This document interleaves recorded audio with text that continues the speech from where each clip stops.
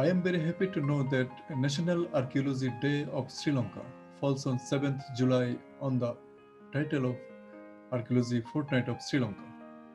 Department of Archaeology, Government of Sri Lanka organized a series of activities from 1st to 14th July to celebrate this day. On this day, I would like to extend my heartfelt congratulations on behalf of our country, Bangladesh, and Amitabho, the literary cultural journal which I have edited for the last 20 years, not to each other. I hope that this great effort and endeavor to celebrate the National Archaeology Day in Sri Lanka will create remarkable momentum and incentive among archaeologists around the world. In 2018, I went to Sri Lanka on the occasion of the International Association of Theravada Buddhist Universities IATBU 5th International Conference 2018. It hosted by Buddhist and Pali University of Sri Lanka under the patronage of the Sri Lankan government. I am very much glad and proud that I was present as only the invited Bangladeshi delegate. In the session of paper presentation of part the Buddhist heritage in Asia, that was the subject Buddhist heritages of ancient Bengal and overview of archaeological study.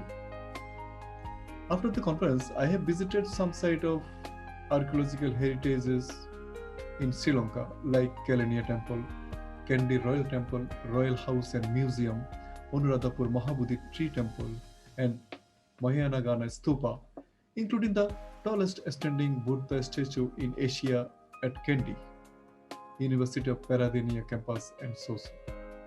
However, due to lack of time, I did not get a chance to visit the medieval capital Polonnaruwa, the cave temple of Dambulla, Sigiriya, Sripado, and many other historical places. At last, I would like to say everybody, once you can visit our country, Bangladesh, remember that if you have to know ancient Bengal, one need to rely on Buddhist archaeological heritages of Bangladesh.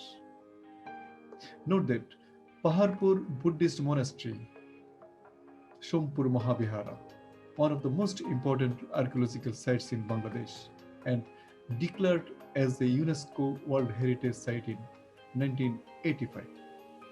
I think the ancient Bengali society and its culture, politics, economy are reflected in the historic Buddhist monastic traditions.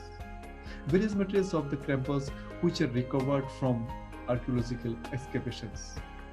These mythological memories are sign of glorious history, heritage, and identity of the nation.